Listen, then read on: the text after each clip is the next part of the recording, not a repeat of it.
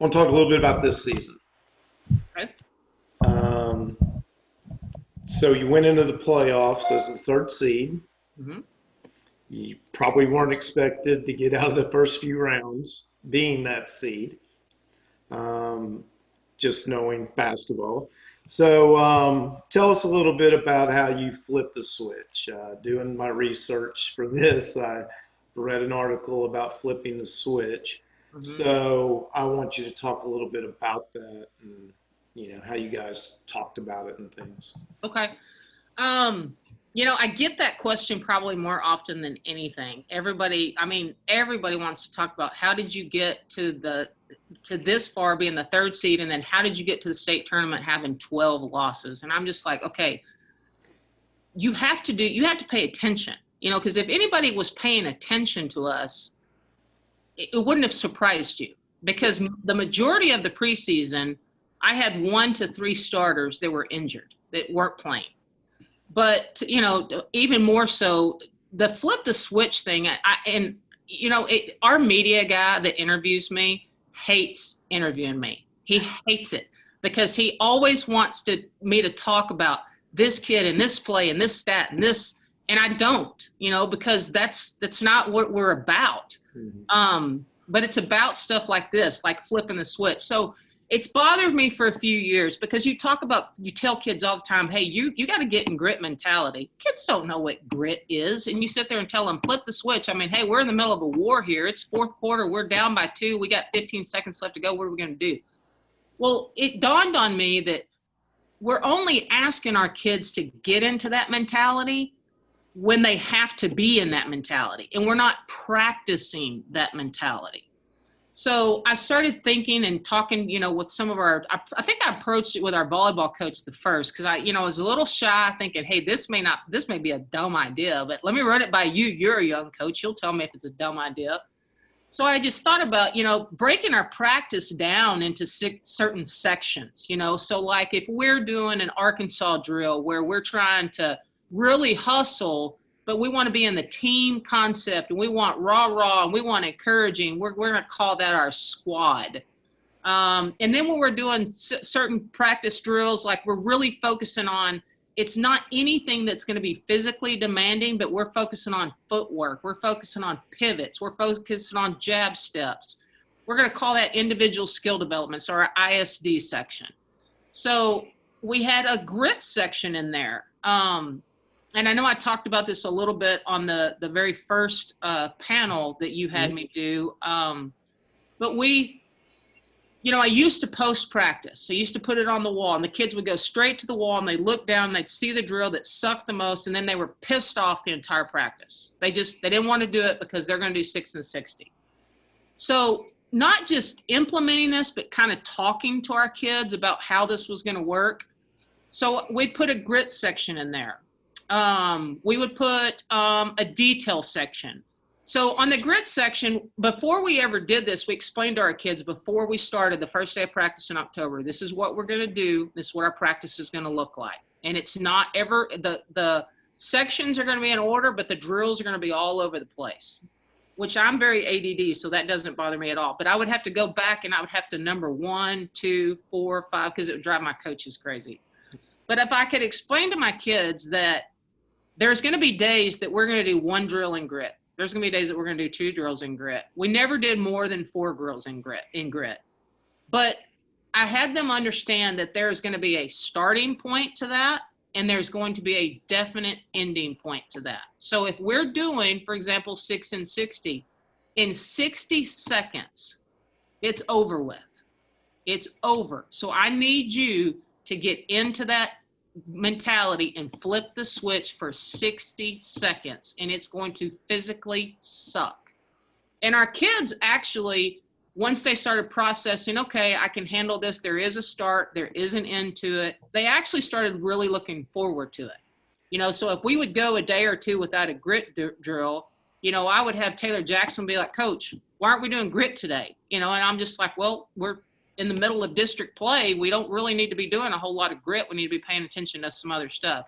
So it was a huge success. And I think a lot of it was because our kids did buy in, and they bought in because we were explaining to them, we're practicing flipping the switch. And I cannot tell you how many games in district play and in the playoffs that came in very handy. Because our kids are on the bench, they're tired, their heads are down, and I could say, hey, you have got to flip the switch, or you have to stay in grit. You've been in grit this entire game. You got another 37 seconds that if you get out of grit, we lose this ball game and our season's over with. So for them to have the confidence that they have practiced that over and over and that they could do it, then I think that was huge for us. I like all that, all of that. I mean, I jotted down several notes. So first, I think practicing adversity obviously is great. 100%.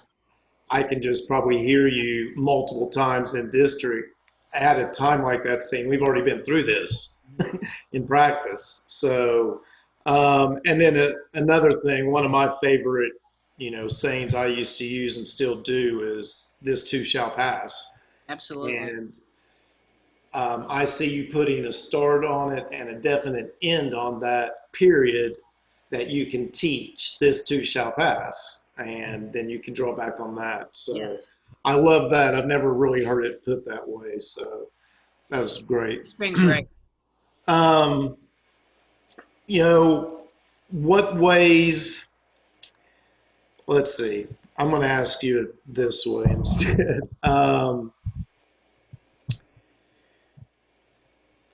What ways do you leave yourself vulnerable as a human being? I found myself not doing that probably enough. How do you leave yourself vulnerable so that your program sees, the Deb Harris and, you're not just Coach Harris? I definitely think that I'm better at that than I have been in the past. And I know we're going to kind of go down that road in a little bit, but we start each practice. Like I said, I value educational athletics. It is very important to me. It has to be just as good of an experience for the kids that are never going to pick up a ball when they graduate high school than it does for our kids who are going to go play Division I. It has to be an equal experience for them.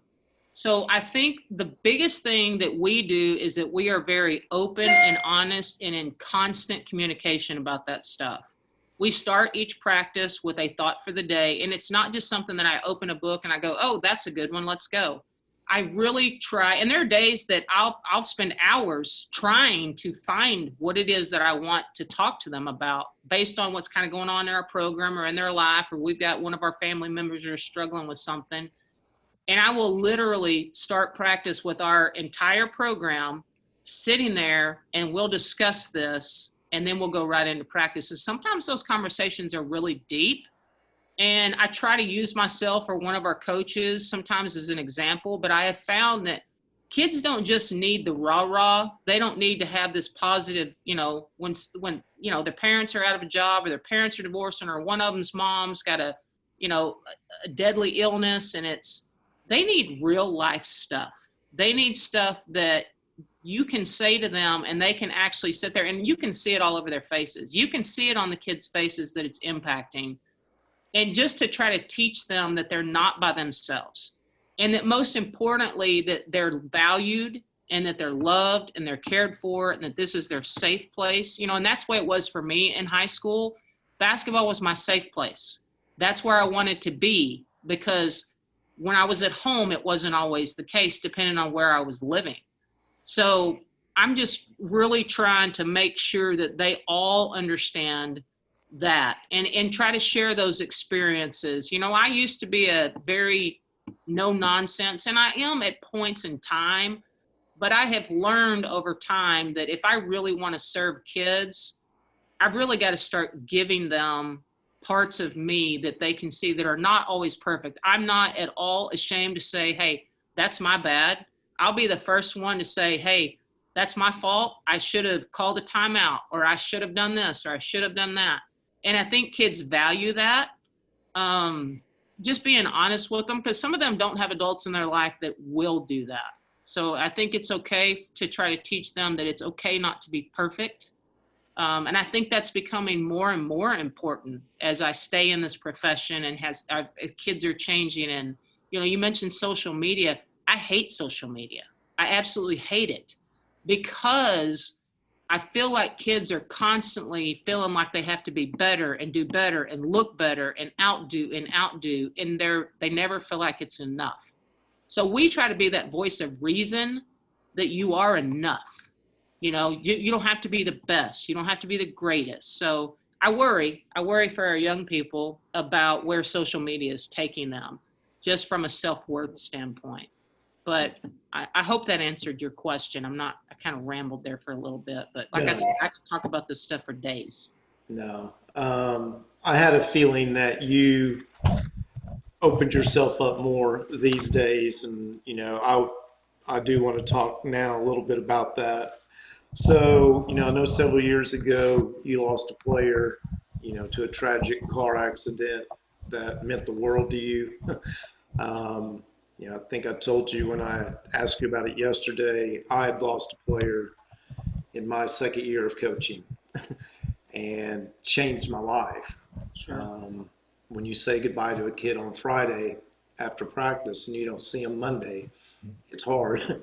And it almost makes me cry now thinking about that young man. But I'd like for you to share a little bit about how that changed you as a person, how it's changed you as a coach. And you've talked a little bit, I think, about how you now approach your players, those relationships in general. So if you could just take a few minutes and talk about that. I know it's hard for you too. So anyway, I just appreciate you sharing it. You bet. Um, Nicole Quincy was probably, if you knew her, you would understand this. And really and truly, there's not many people that they may not have known her, but they know who she was. I mean, she lived more life in 18 years than anybody I have ever met. Some in their 80s have not lived as much life as this kid did. Um, so Nicole was a very happy kid. Her parents had some struggles. Her dad was always the guy in the stands that was yelling at the officials and yelling. And, so some of the only conversations I had with him while Nicole were in school was, John, you can't do that. John, shut up. John, you can't say that. Mom's kind of quiet, but very supportive parents. But Nicole and I were pretty close. But Nicole, she always wanted to give me a hug. That was her life's mission, was to be able to give me a hug. And I'm not that person. I'm just like, don't touch me, stay away from me. So it was kind of a running joke because she just was like, I'm going to give you a hug. I would be walking down the hallway and she would run from down the hall in the middle of the hallway just to see. So she would bear hug me. And I'm just kind of standing there like this, like, stop touching me. Nicole, get off of me. So anyway, funny kid, great personality. She did take a trip not long after she graduated and was killed in a car accident on the way back. And I will tell you that going kind of through a couple of years into her high school career, I wasn't really sure if this was what I wanted to continue to do. We had some really successful teams, and some of our most successful years were some of my most miserable. And I know that's crazy, but a lot of coaches will understand that. And I just started thinking, why am I doing this? Why am I working 80 plus hours a week? And it's never going to be as important to the kids as it is to me. Do I want to go ahead and go into administration? Because I still want to be around kids, but I just wasn't sure that I wanted to coach because I didn't feel like I was making an impact. So we go through, Nicole graduates. She had actually texted me a few days before that and said, Coach, I'm going out of town on a trip, but when I get back, can we go have lunch? I want to talk to you. So I was like, absolutely. So I wound up going to my parents' house. My parents have a ranch out in Sonora. So I went home and I got a phone call, and it was Nicole's mom. And aside from having obviously called John, Nicole's dad, who was out of town on a business trip, I was the next person she called. And she said, Nicole had been in 7 car accidents. 7. So it was kind of, it's just kind of, I don't know if that was God's way of trying to prepare her parents for that, but she'd been in 7 different accidents. And obviously, you know, none, all of them were minor except for the last one. And she just said to me, what do we do? Nicole didn't make it this time. I have no idea what to do. And I just thought to myself, I mean, keep in mind that I've had casual conversations with this lady. You know, Nicole and I were close. I talked to her dad mostly in my office about what he couldn't do in the stands, but I hadn't really had a lot of conversation with her parents. And I just jumped into that mode, you know, what do you need from me? And she said, I don't know what to do. So immediately from that time, I went with them. We went down there. We went to the crash site. We went to identify the body, came back, had to plan the funeral, go pick out the casket. I mean, everything, I was just right there because she has a brother, Chris, and it was Chris, Becky, and John just looking at me like, do something. And Becky told me, she said, later on, she said, I called you because I asked myself, what would Nicole do? And she said, Nicole would have called you. So I didn't know what else to do. So, you know, going through all of that, I do want coaches to understand the impact that you have on kids. Nicole's mother picked up the phone and called me because of the stories that Nicole would tell her when she went home. Coach Harris this or Coach Harris this. If she wasn't going home and having those conversations with her parents in the absolute worst time of her life, Becky Quincy would not have picked up that phone and called me. So I'm very close to the Quincy family now. I love them. I mean, they are just a huge part of my heart. Everything that we do, we celebrate Nicole constantly. But that was a huge lesson for me, and it was God's way of reminding me, this is why you do this. This is important, you know, and it's not about the wins and the losses, and it never has been for me. I'm competitive as competitive will be. I want to win every time I step on the court, but that's not what gets me out of bed every day. So it's been a blessing. There's a lot of great things that have come out of Nicole's tragedy. A lot of really, really good things, you know, and it's she's loved and she's missed, but there's been so many positive things that, again, I mean, I could talk for days on. But if I had one message to give to coaches, it's do not ever underestimate the value that you have, not just on your kids, but on their families, and a responsibility. I mean, it's a huge responsibility, you know, because I just think, you know, what would I have done if she had not called me? You know, I would have felt, you know, helpless. So, you know, it's been tough, but it definitely made me reevaluate. I will tell you that I hug kids now. If a kid wants a hug, I'm going to give them a hug. If I feel like a kid needs a hug, I'm going to give her a hug, him a hug. You know, I tell my kids every day, Jesus loves you, and so does Coach Harris. You know, it doesn't matter if it's a PE kid or a basketball kid. So I definitely approach things differently because I'm really good at talking about my kids to other people. I'm really good at that. I'm really not very good about telling my kids the positive things that I'm telling these other people.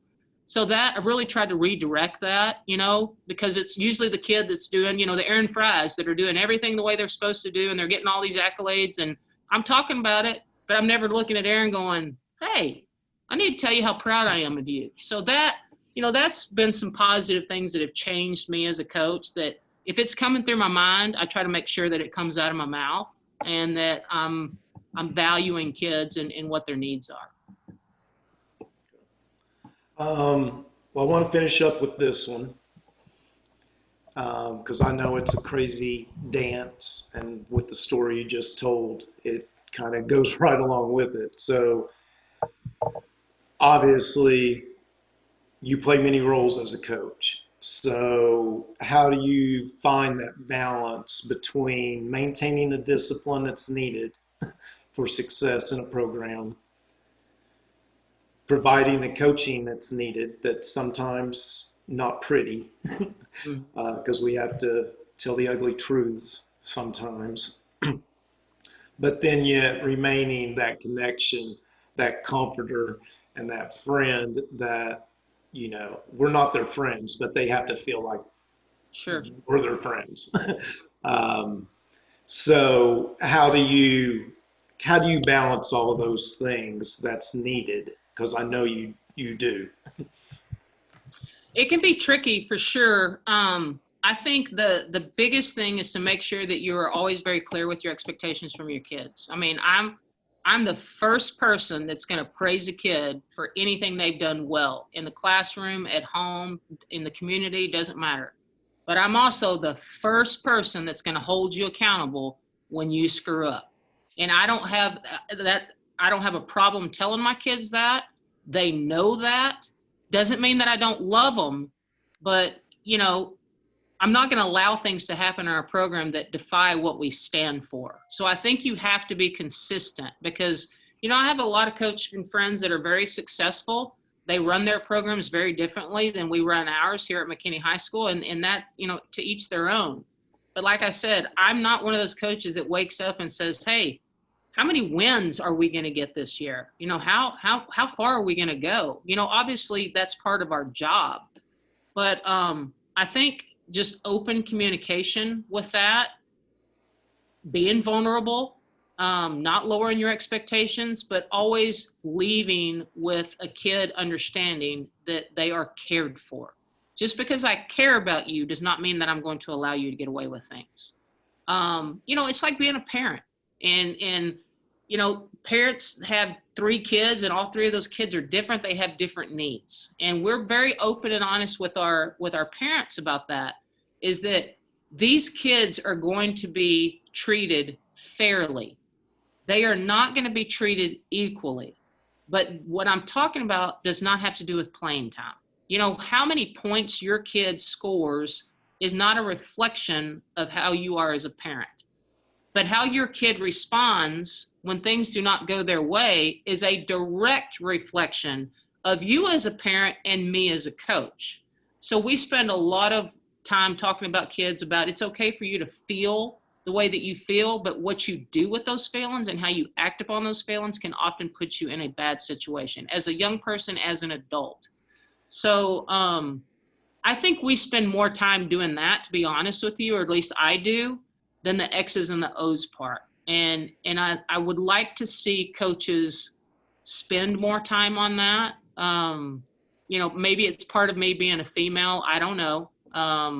But kids need that, and it's important. And like I said, if we were just talking club basketball, I'd have a whole different mindset. But in educational athletics, you need to teach these kids how to be better people. We talk in our program all the time about weak people get walked on. It doesn't matter if you're mentally weak, physically weak, spiritually weak, or emotionally weak. Weak people get chewed up and spit out. So we talk to our kids about trying to remain strong, even when you don't feel like you can. But it's constant. It's something that you can't just say, hey, I'm going to spend 5 minutes, and you can't plan it.